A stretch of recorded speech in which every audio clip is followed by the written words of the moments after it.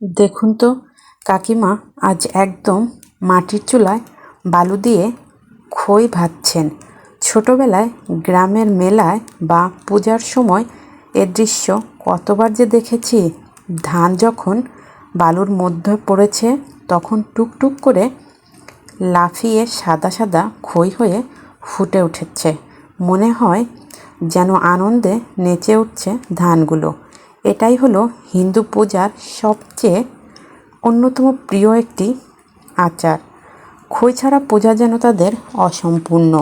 ঘরের বড়রা মাটির চুলায় বসে ধীরে ধীরে নাড়াচাড়া করেন, আর আশেপাশে দাঁড়িয়ে সবাই মুগ্ধ হয়ে সেই মুহূর্ত দেখেন। এই খই শুধু পূজার জন্য নয়, এর সাথে জড়িয়ে আছে গ্রামের মানুষের শৈশবের হাজারো স্মৃতি, আনন্দ আর ঐতিহ্য।